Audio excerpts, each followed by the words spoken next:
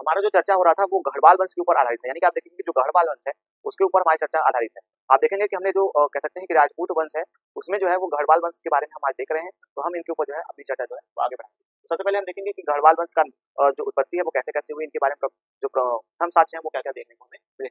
तो हम गढ़वाल वंश के बारे में देखेंगे। इनकी जो राजधानी थी वो कन्नौज थी, तो आप इस चीज को जो है वो नोट कर लीजिएगा। इनकी जो राजधानी थी वो कन्नौज थी। उसके बाद आप देखेंगे जो इनके संस्थापक थे उनका नाम है जयचंद। आपको बता दूं कि चंद्रदेव जो है वो देखने को मिलता है। यानी कि आप देखेंगे जो चंद्रदेव है वो इस वंश के जो है वो वास्तविक संस्थापक या संस्थापक कह सकते हैं। तो हमें इनके बारे में ये सारी बातें जो है वो देखने को मिल जाती है। लेकिन आपको बता दूं इस वंश के जो अंतिम शासक थे उनका नाम हमें हरिश्चंद्र देखने को मिल जाता है। यानी कि आप देखेंगे इस वंश के जो अंतिम शासक रहे हैं उनका जो हमें नाम देखने को मिलता है वह हरिश्चंद्र था। उसके बाद आपको बता दूं कि इस वंश के सबसे जो प्रतापी शासक थे उनका जो हमें नाम देखने को मिलता है वह गोविंद थे। यानी कि आप देखेंगे गोविंद चंद्र जो थे इस वंश के जो है वो हमें सबसे ज्यादा प्रतापी शासक देखने को मिले हैं, जो कि हम अभी मदन लाल के बाद जो मदन पाल हुए हैं उनके बाद जो है वो शासक बनते हैं। तो अभी हम उनके बारे में जो है वो अपनी चर्चा करेंगे। उसके बाद आपको बता दूं कि प्रतिहारों के पतन के बाद आप देखेंगे कन्नौज और बनारस में जो है वो गढ़वालों ने अपना जो है वो साम्राज्य था उसको स्थापित किया था। एक प्रारंभिक बात जो हम देखते हैं कि आपने देखा कि प्रतिहारों के यानी कि आप देखेंगे जब गुर्जर प्रतिहार वंश हम पढ़ते हैं तो उनके पतन के बाद जो है आप देखेंगे कि पतन के बाद जो है वो कन्नौज पे जो है वो बनारस राज्य जो है वो हमें कन्नौज एवं बनारस राज्य में जो है वो गढ़वालों ने अपना जो है वो साम्राज्य था उसको स्थापित कर रखा था। तो हमें इनके बारे में ये जानकारी जो है वो देखने को मिल जाती है। आपको बता दूं कि गढ़वाल वंश जो था वो प्रतिहारों के सामंत थे, तो ऐसा वर्णन भी हमें देखने को मिलता है। यानी कि आप देखेंगे जो गढ़वाल वंश के प्रारंभिक शासक हुए होंगे वह प्रतिहारों के जो है वो सामंत के रूप में जो है अपना जीवन यापन जो है वो कर रहे थे। वास्तव की बात आपको बता दूं कि वास्तव में हम देखेंगे कि जो कलचुरी वंश है यानी कि आप देखेंगे जो कलचुरी वंश है हमारा कलचुरी वंश जो है इसके भवनाश अवशेष यानी कि आप देखेंगे कि जो इनका ध्वस्त होने के बाद जो साम्राज्य इनका जो ध्वस्त होने के बाद आप देखेंगे तब गढ़वालों ने जो है वो अपना राज्य को जो है वो उदित कर किया था। यानी कि आप देखेंगे कलचुरी वंश के भवनाश अवशेष पे जो है भवनाश अवशेष पे जो है वह हमें गढ़वाल वंश का जो है वो उदित होता हुआ देखने को मिल जाता है। उसके बाद आपको बता दूं कि जो जयचंद है जो इस वंश के वास्तविक संस्थापक हैं हम उनके बारे में यहाँ से जो है वो प्रारंभ करेंगे। यानी कि इस वंश के जो प्रथम शासक देखने को मिले हैं वह हमें चंद्रदेव देखने को मिले हैं। हम इनके बारे में जो है वो प्रारंभिक बातें जो है वो करते हुए आगे बढ़ेंगे। तो हमने चंद्रदेव के बारे में देखा, तो यह गढ़वाल वंश के यह गढ़वाल वंश के वास्तविक संस्थापक है। जैसा कि मैंने ये बात आपको पहले बता दी, यह गढ़वाल वंश के वास्तविक संस्थापक थे। इन्होंने गढ़वालों की जो स्वतंत्रता थी उसको जो है उसको इनको एक तरह से इनका जन्मदाता जो है वो माना जा सकता है। यानी कि आप देखेंगे गढ़वाल वंश के जो जन्मदाता है या कह सकते हैं वास्तविक संस्थापक हैं उनके बारे में हम देखेंगे तो वो हमें चंद्रदेव देखने को मिल जाएंगे। उसके बाद आपको बता दूं कि इन्होंने गोपाल को पराजित करके कन्नौज पर जो है वो अधिकार कर लिया था। यानी कि आप देखेंगे कि जो गोपाल है उनको इन्होंने पराजित किया था और गोपाल को पराजित करने के बाद जो है वो कन्नौज पर जो है वो अपना राज्य जो है स्थापित किया।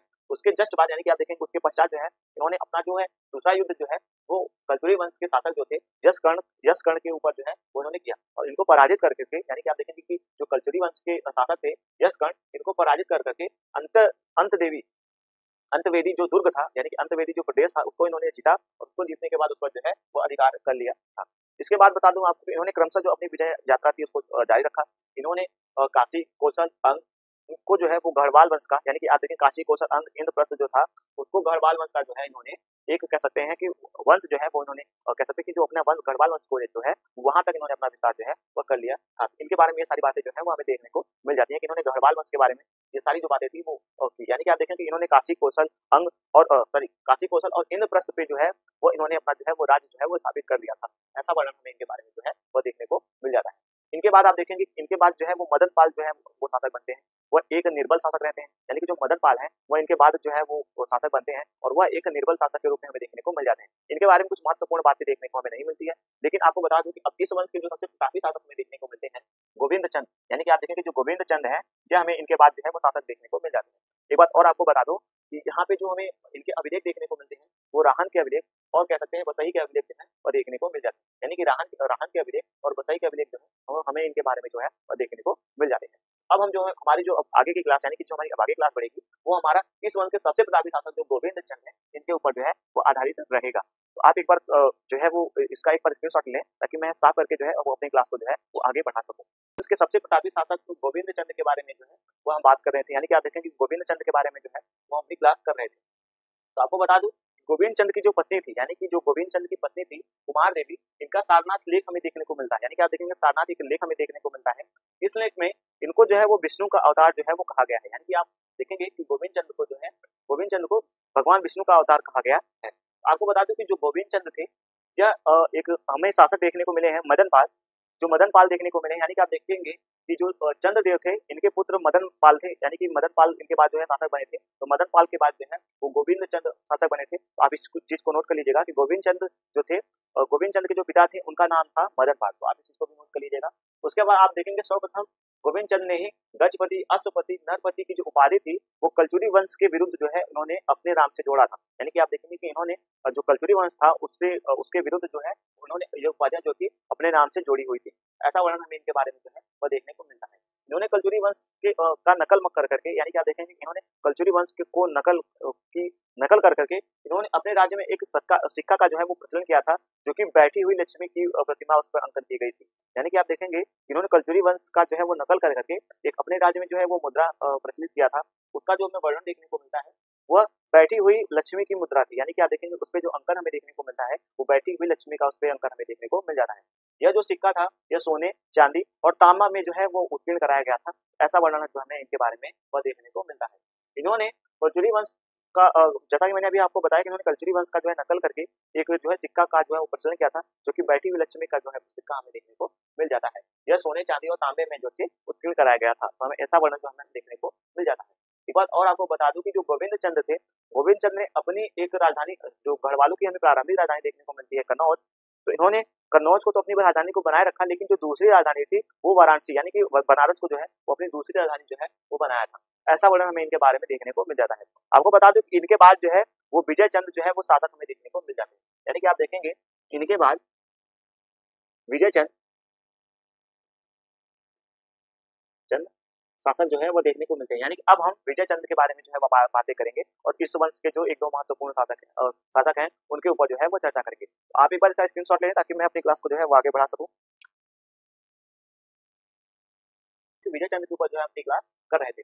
अब हम विजय चंद्र के बारे में देखेंगे, उनके बाद जो शासक हमें क्रमशः हुए हैं उनके बारे में जो है वो हम चर्चा करेंगे। तो सबसे पहले हमने गोविंद चंद्र के बारे में देखा, इस वंश के सबसे प्रतापी शासक जो थे हमने उनके बारे में देखा। और अब हम जो विजय चंद्र है इनके बारे में जो है वो अपनी चर्चा करेंगे। तो हम देखेंगे विजय चंद्र के बारे में, इन्होंने लाहौर किसी मुस्लिम शासक को जो है वो पराजित किया था। ऐसा वर्णन जो है वो हमें इनके बारे में देखने को मिल जाता है।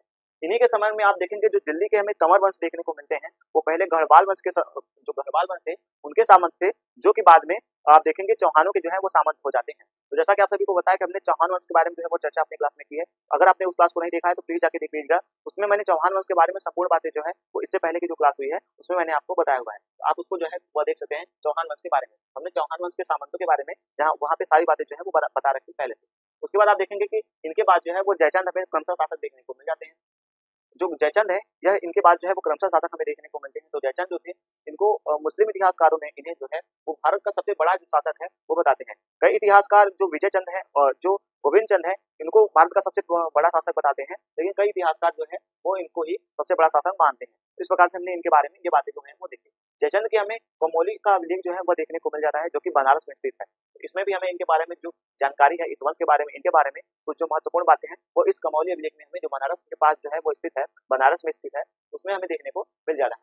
उसके बाद हम देखेंगे कि इस वंश के जो हमें जो कह सकते हैं कि अंतिम शासक हैं वह देखने को मिलते हैं, जिनका नाम हमें हरिश्चंद्र देखने को मिल जाता है। आप देखेंगे कि इस वंश के जो सबसे गढ़वाल वंश के जो सबसे अंतिम शासक हैं उनका नाम जो हमें हरिश्चंद्र है वह देखने को मिल जाता है। इस प्रकार से हमने आज जो है वो गढ़वाल वंश के संपूर्ण जो इतिहास था उसको पढ़ा और उसके बाद पढ़ने के बाद उनके जो तमाम हमें कह सकते हैं कि शासक थे उनके बारे में जो है वो हमने बातें की। तो आपको ये क्लास कैसी लगी कमेंट सेक्शन में जरूर बताइएगा, और ये जो पढ़ाने का तरीका था वो आपको कैसा लगा वो भी आप कमेंट सेक्शन में जरूर बताइएगा। और अगर आपके कोई क्वेश्चन हो इस कह सकते हैं कि इस क्लास से रिलेटेड तो आप जरूर उसको पूछ सकते हैं कमेंट सेक्शन में। मैं उसका जो है उत्तर वो आपको देने का जो है वो प्रयास करूंगा। आज की क्लास को हम यहीं तक रखेंगे। अब आगे जो है वो हमारी जो सेन वंश का है उस पर जो है वो हमारी क्लास होगी, यानी कि इससे बाद जो है हमारी क्लास होगी वो हमारा सेन वंश के ऊपर आधारित होगा। आज की क्लास को हम यहीं तक रखते हैं, चलते हैं। जय हिंद।